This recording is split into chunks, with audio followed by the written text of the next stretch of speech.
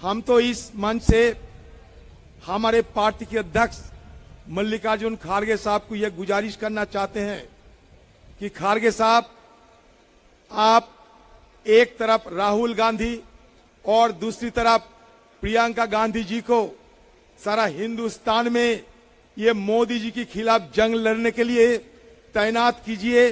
सारे हिंदुस्तान के सारे हम कार्यकर्ता जितने हैं उन सबके पीछे सिपाही के नाते हम संघर्ष करते रहेंगे और ये कहते रहेंगे, न संघर्ष न तकलीफ, मजा क्या है जीने में, बड़ा बड़ा तूफान थाम जाएगी जब आग लगी हो सीने में। हम जरूर ये कामयाब होंगे। राहुल जी और प्रियंका गांधी जी दोनों मैदान में उतरे और ये जंग छेड़े। ये सबको पता चल गया कि मोदी जी हमारे जो प्रधानमंत्री है, ये मोदी एक सिर्फ एक कायर की नाम होते हैं। प्रधानमंत्री मोदी सिर्फ एक कायर है और कुछ नहीं। प्रियंका जी सच्ची बात बताएं, यहाँ अगर कायर ना होते तो राहुल गांधी जिस दिन सदन में राष्ट्रपति जी के अभिभाषण पर चर्चा करने के लिए हमारी तरफ से जिनके नाम पेशकश किए थे हमें, वो राहुल गांधी जी के नाम हम पेश किए थे हमारे स्पीकर साहब के पास, मतलब सरकार के पास। और नियमों के मुताबिक, सदन की शिष्टाचार के मुताबिक, जब विपक्ष के तरफ से सदन में राष्ट्रपति जी के अभिभाषण पे बहस होने शुरू होता है तो हमारी तरफ से जो हमारे लीडर जो अगुवाई करते हैं उनको भाषण सुना जाए और वो सुनने के लिए प्रधानमंत्री सदन में उपस्थित रहे। ये हमारा परंपरा है, ये हमारा सदन की शिष्टाचार है।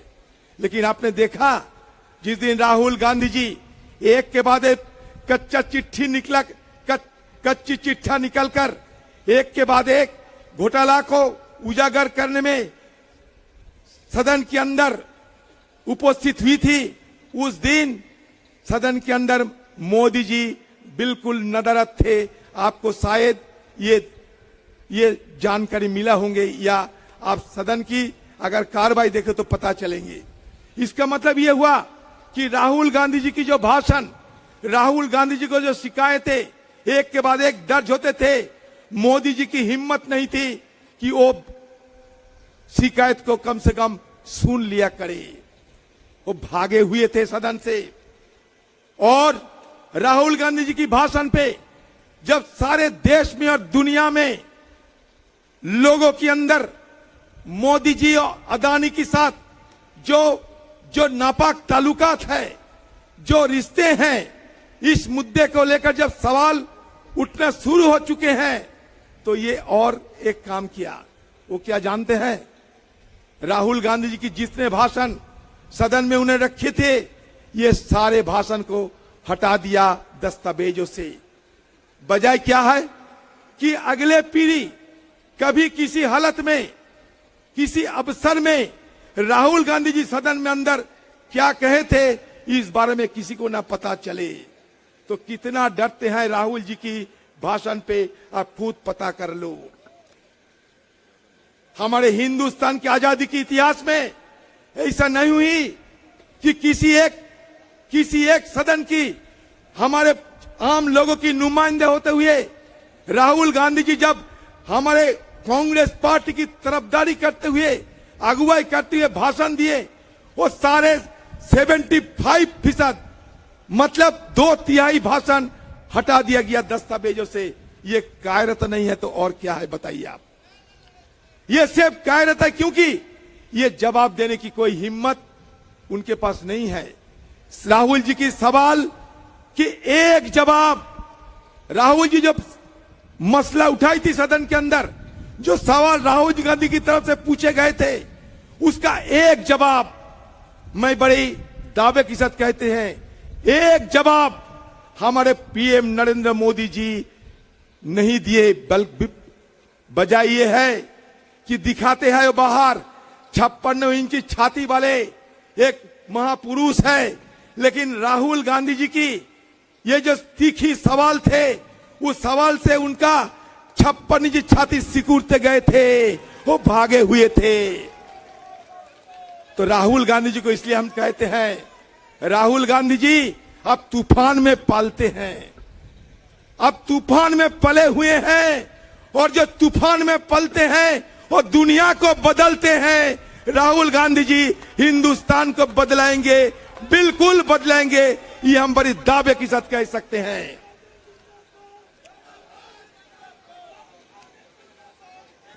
आपको सुनने में और भी हैरान होंगे आप।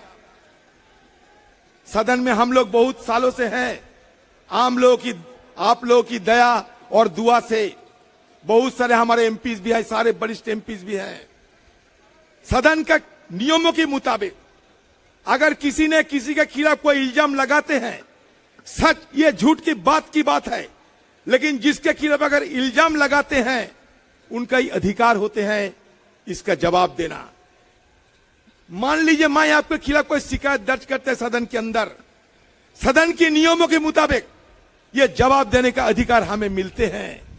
और हमारे सदन के अंदर एक रूल बुक्स होते हैं, और रूल्स बुक के अंदर 357 मतलब 357 नियमों के मुताबिक राहुल गांधी जी की ये जवाब देने की हक बनते थे, अधिकार बनते थे। रोजाना हम लोग सदन के अंदर ये गुहार लगाए करते थे कि हमारे नेता राहुल गांधी जी के खिलाफ हिंदुस्तान की चार मंत्रियों ने एक के बाद एक झूठा इल्जाम, निहायत ही झूठ इल्जाम, भद्दे इल्जाम लगाए थे। तो इसके चलते उनका अधिकार बनते हैं कि इनको जवाब देना चाहिए, लेकिन वो मौका राहुल गांधी जी को नहीं दिया गया। मुझे तो कभी कभी लगता है ये रूल्स का मतलब क्या होते हैं, ये रूल्स या फूल्स, ये पता नहीं, रूल्स फॉर द फूल्स या फूल्स फॉर द रूल्स, ये मुझे पता नहीं।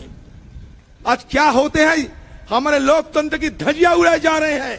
मैं बिल्कुल ये कहना चाहते हैं, सदन के अंदर हो, सदन की बाहर हो, हिंदुस्तान की लोकतंत्र की धज्जियां, ये सत्तारूढ़ पार्टी जो आज सत्ता पे आए हैं, इनकी बदौलत रोजाना होते रहते हैं। मोदी जी, आप राहुल जी के सवाल की जवाब से ज्यादा दिन भागने नहीं पाओगे। राहुल गांधी जी की सदस्य पद अब खारिज किए हैं। आप सोच रहे हैं कि बड़े बहादुरी कर दिए हैं, बड़े बहादुरी कर दिए हैं आप। आज कायरता की अलावा और कुछ नहीं है। सारे हिंदुस्तान में मैं बड़ी दावे के साथ कह सकता हूं, राहुल गांधी जी की समर्थन में एक नए तरीके से लहर पैदा हो चुके हैं। राहुल गांधी की समर्थन में सारे हिंदुस्तान में एक लहर पैदा हुए हैं। लोग राहुल गांधी जी को समर्थन करने लगे हैं। हमारे सारे विपक्ष एकजुट हो चुके हैं। इसका मतलब आज नहीं तो कल हिंदुस्तान की सत्ता से मोदी जी आपको चले जाना तय हो रहे हैं। आप निश्चित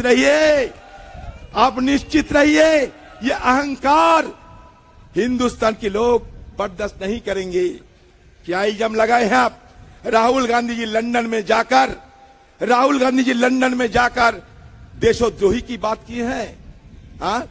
मैंने कल एक अवार्ड लेने गए थे प्रोग्राम में, मैंने हुआ एक बात रखे थे।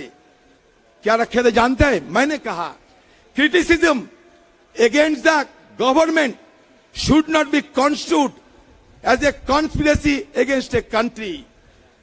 हम लोकतंत्र में रहते हैं, ये हमारा फर्ज बनते हैं लोगों की समस्याओं को, लोगों की दिक्कतों को, लोगों की गुस्से को सारे सदन पे लाए और वहां सरकार को ध्यान आकर्षण करने के लिए हमें ये सदन के अंदर जो अवसर मिलते हैं उसको सही सलामत इस्तेमाल करें, ये हमारा फर्ज बनते हैं। आप लंदन में राहुल गांधी जी क्या बात रखे, उसको लेकर सदन में आके शुरू के दिन से राहुल गांधी जी माफी मांगो नारा लगाना शुरू कर दिया। हिंदुस्तान में बहुत सारे वरिष्ठ लोग हैं, बुजुर्ग लोग हैं, ज्ञानी पंडितों हैं। कभी आजादी के इतिहास में ऐसा कभी देखे हैं कि सत्तारूढ़ पार्टी खुद सदन में आकर मंत्रियों को अगुवाई में सदन ठप कराते हैं और दूसरी तरफ कहते हैं कि गणतंत्र के सबसे बड़ा महापंचायत होता है पार्लियामेंट, और वो पार्लियामेंट में आकर आप सदन को ठप कराते रोजाना, क्योंकि आपका एक ही टारगेट है, आपका एक ही मकसद है कि राहुल गांधी जी की छवि को धूमिल कराओ किसी हालत में, क्योंकि भारत जोड़ो यात्रा के उपरांत सारे हिंदुस्तान में राहुल गांधी जी की नया अवतार में लोगों ने उनको आविष्कार कर चुके हैं। Rahul Gandhi ji has been discovered by the people of this country in a new incarnation, yes, in a new incarnation. इसलिए घबराए हुए बीजेपी पार्टी मंत्रियों को अगुवाई में, कभी सुना है ना देखा है कि मंत्रियों की अगुवाई में सदन में सत्तारूढ़ पार्टी खुद सदन को ठप कराते हैं, वो भी सिर्फ राहुल गांधी जी की बदनाम करने के लिए। तो मैंने गया स्पीकर साहब के पास, मैंने गया सत्तारूढ़ पार्टी के मंत्रियों के पास, मैंने कहा ठीक है, आपको लगता है कि राहुल गांधी जी देश विरोधी वक्तव्य पेश किए थे लंदन में, ठीक है, फिर इस पर क्यों ना चर्चा हो जाए कि देश को भी पता चले राहुल गांधी जी किस बयान देश की खिलाफत के चलते और किस बयान देश की हित के लिए, ये भी तो लोगों को पता चले। दूध की दूध और पानी के पानी अलग हो जाए, इसलिए भी सदन के अंदर चर्चा की गुंजाइश है। कम से कम चर्चा तो कराए। हम राहुल गांधी जी को पेश करेंगे, आप भी आपके सारे मंत्रियों को पेश करो, सदन पे अंदर चर्चा हो और लोग तय करे राहुल गांधी जी सच कहा, ये राहुल गांधी जी झूठ का, लोग तय करे। यही तो लोकतंत्र होते हैं ना। उससे भी डरे हुए ये सरकार भागे थे। तो ये सरकार अभी से भागने वाले सरकार में तब्दील हो गए। ये मुकाबला करने के वाला सरकार नहीं है। ये कहते हैं कि चीन चीन चीन। राहुल गांधी जी मुद्दा उठाई थी, मैं आप लोगों को याद दिलाना चाहते हैं, आज तक बताइए एक भी शिकायत सरकार के खिलाफ राहुल गांधी जी उठाई और वो ना साबित हुई। सच एक मुद्दा बताइए आप।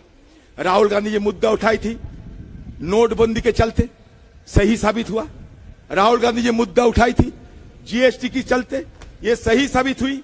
राहुल गांधी जी मुद्दा उठाई थी कोविड की चलते, ये सही साबित हुई। आज राहुल गांधी जी मुद्दा उठाई थी चीन के खिलाफ, ये सरकार की कमजोरी, ये भी सच साबित हो चुकी है। क्योंकि हमारे विदेश मंत्री जयशंकर कहते हैं कि चीन के साथ लड़ने के लिए हमारा वित्तीय ताकत नहीं है। ये मैं नहीं, राहुल जी नहीं, खुद हिंदुस्तान के विदेश मंत्री कहने हैं। इसके मतलब क्या होते हैं? राहुल गांधी जी जो शिकायत लगे हैं, एक के बाद एक शिकायत सच साबित होते जा रहे हैं। इसके बाद राहुल गांधी जी मोदी और अदानी के बारे में जो शिकायत दर्ज किए हैं वो भी साबित होते जा रहे हैं। आप जानते हैं, अगर मोदी को सीना चीर के देखो अदानी मिलेगा, अदानी की सीना चीर के देखो मोदी मिलेगा। इसलिए हम लोग सदन के अंदर एक नया नारा तय कर लिए हैं, मोदानी मोदानी। अरे मोदानी मोदानी, मोदी और अंबानी, ये दोनों शरीर एक हो गए हैं, अब मोदानी बन गए हैं। तो ये मोदानी को तालाब की पानी पिलाने के लिए आइए अगले दिन सब एकजुट होकर हमारे नेता राहुल गांधी जी, हमारे नेत्री प्रियंका जी, इनको अगुवाई में हिंदुस्तान में हम एक जंग छेड़ेंगे। ये जंग हिंदुस्तान की आज की तानाशाही की खिलाफत करते हुए ये तानाशाही की सरकार को खदेड़ने में सफल होगा, कामयाब होगा। जय हिंद, वंदे मातरम।